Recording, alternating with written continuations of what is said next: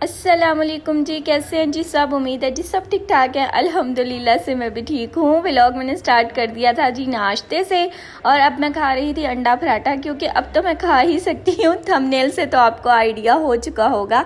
अच्छा, आज की वीडियो में ना मैंने सोचा था मैं अलग से इस पर वीडियो बनाऊँगी, बट मुझे नहीं आइडिया किस तरह से बनाऊँ। लेकिन जो स्ट्रगल मैंने फ़ेस की है, मैंने सोचा मैं वो आपसे शेयर करूं। अच्छा, जो एक्नी पिंपल्स है ना, ये पाकिस्तान में क्या पूरी दुनिया में 80% लोगों को तो होती ही है। 20% लोग ऐसे होते हैं जो अल्लाह पाक से उनको कहने गिफ्ट में मिली होती है बिल्कुल क्लियर स्किन।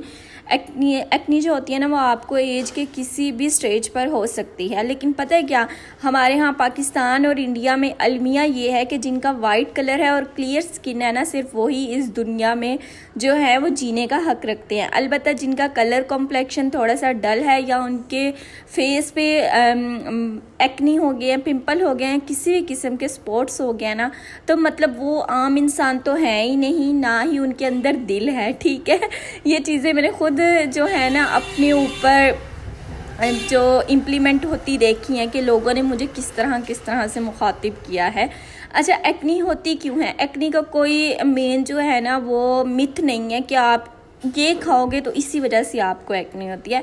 एक्चुअली एक्नी आपको तब होना स्टार्ट हो जाती है जब आपकी बॉडी में ना एक्सेस जो ऑयल होता है ना वो जमा होना स्टार्ट हो जाए। आपकी जो बॉडी है वो एक्स्ट्रा ऑयल जो है वो प्रोड्यूस करना स्टार्ट कर दे। अच्छा, आपकी बॉडी में ना एक विटामिन ऐसा है जो बैलेंस हो तो तब ठीक रहता है। अगर ज़्यादा हो जाए तब भी आपके लिए नुकसान है, और अगर कम हो जाए तब भी, जो कि होता है विटामिन ए। यानी कि हमारी बॉडी को ना, हमारी स्किन को विटामिन ए की बहुत ज़रूरत होती है, और वो जैसे कि रेटिनॉल में पाया जाता है, ब्लैक सीड ऑयल में, इस तरह की काफ़ी खाने पीने की और लगाने की चीज़ों में पाया जाता है। अच्छा, जब मुझे एक्नी होना स्टार्ट हुई ना, मेरी एक्नी की जर्नी स्टार्ट होती है आप कह लो जब मैं आई थिंक 8th क्लास में थी। हाँ, 7-8 के बीच में। ठीक है, मुझे होना स्टार्ट हुई। ऐसा होता था कि 2 मंथ्स मुझे होते थे छोटे छोटे पिंपल्स और ख़त्म हो जाते थे। फिर 6 मंथ्स के बाद ना फिर निकलना स्टार्ट हो गए।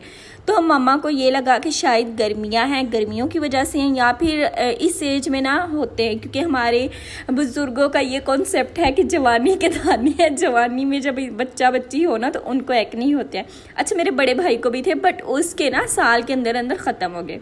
मेरी एक्नी बहुत बिगड़ चुकी थी, क्योंकि मैं किसी स्किन डॉक्टर के पास गई ही नहीं। 2 साल तो मैं किसी के पास नहीं गई ना।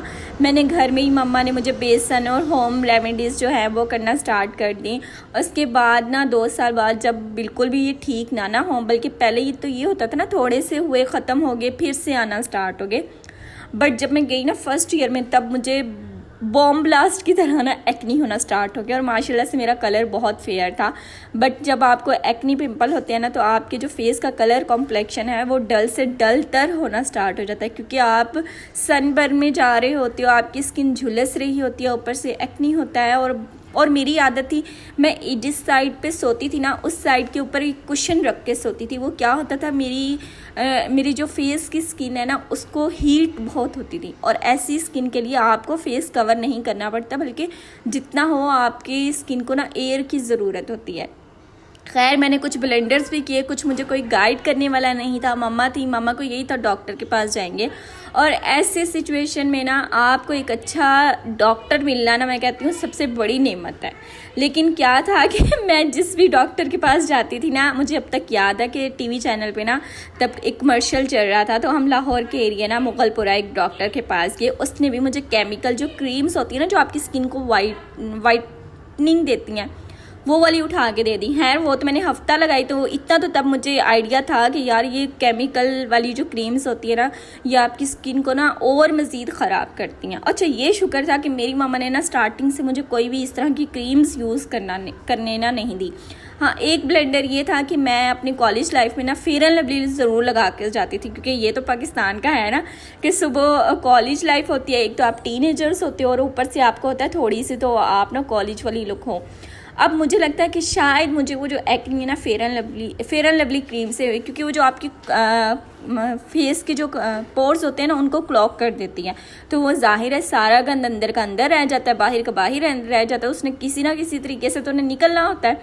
खैर ये चलता रहा। मैंने इतने डॉक्टर्स बदले, इतने हॉस्पिटल बदले ना, मैंने CMH जो है चेकअप करवाया। वो यही था कि जब तक आप लगा रहे हो चीज़ें तो ठीक है, उसके बाद नहीं है। उसके बाद मैं शालामार हॉस्पिटल गई और इत्फाक से उसी हॉस्पिटल से ना, उसी डॉक्टर से मेरी फ्रेंड ने अपना चेकअप लिया था और उसकी माशाल्लाह स्किन 6 मंथ्स के अंदर अंदर ठीक हो गई थी। बट मेरी जब तक मैंने उनकी मेडिसिन खाई मेरी स्किन ठीक थी। जब मैंने उनकी मेडिसिन छोड़ दी, कोर्स पूरा हो गया, तो मेरी स्किन और ख़राब हो गई।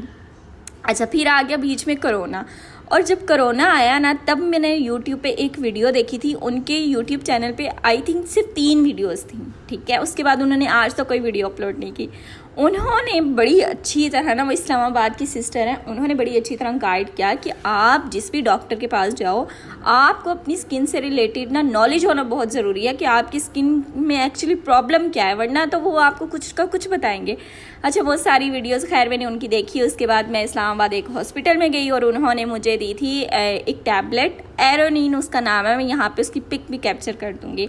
और वो मैंने कोर्स किया 6 मंथ। और होए उसके बाद तो मेरी सारी जो एक्नी थी ना, वो तब भाई की शादी का भी हम प्लान कर रहे थे, तो मम्मा डर गई। मम्मा कह रही अब तो भाई की शादी आ रही है और तुम क्या कर रही हो। खैर सारी मेरी एक्नी बाहर निकली। मैंने अपनी स्किन पे कोई क्रीम वगैरह नहीं लगाई। हाँ, पेट्रोलियम जेली में लगाती थी मॉइस्चराइज करने के लिए। और पानी मैंने बहुत ज़्यादा तब इनटेक पानी का बहुत लिया। और फिर अल्हम्दुलिल्लाह मेरी एक्नी ख़त्म हो गई और मुझे खुशी हुई। अब जो स्पॉट थे ना, उनकी जो थी वो जर्नी स्टार्ट हो गई। तो वो जर्नी मैं फिर किसी और वीडियो में आपके साथ शेयर करूँगी। ये भी अभी मैंने शॉर्ट्स आपको ना, आप कह लो डेमो दिया है कि यार एक्नी हर इंसान को होती है, तो घबराने की ना ज़रूरत नहीं होती। बट ये होता है कि आपको कोई गाइड करने वाला अच्छा हो, आपके डॉक्टर्स बहुत अच्छे हों। तो इस पर अगर आपको एक वीडियो चाहिए ना कि मैंने क्या क्या यूज़ किया था, कितने अरसे में जाके मेरे ये सारी जो प्रॉब्लम्स हैं वो ठीक हुई, तो मैं अलग से एक वीडियो बनाऊंगी जो कम से कम 20-25 मिनट की वीडियो हो, क्योंकि इतनी सी वीडियो में ना ये जो इशू है वो डिस्क्राइब नहीं किया जा सकता। तो घबराइएगा मत, हर इंसान को होती है और एक दिन ये वक्त भी गुजर जाता है। बट हाँ, लोग आपको बहुत डिसहार्ट करते हैं, बहुत ज़्यादा डिसहार्ट करते हैं। और मुझे तो लोगों ने इतना डिसहार्ट किया ना, मैं मम्मा के साथ कहीं भी जाती थी या कोई हमारे घर आता था ना, वो कहते थे हाय तुम तो इतनी काली हो गई हो, तुम्हारे फेस पे तो इतने पिंपल्स हैं, कोई क्रीम वगैरह नहीं लगाती। और फिर मेरी मगरमच्छ के आंसू बहना स्टार्ट हो जाते थे। बट अल्हम्दुलिल्लाह अब ठीक हूँ। अल्लाह हाफिज़, मिलते हैं नेक्स्ट वीडियो में, टेक केयर।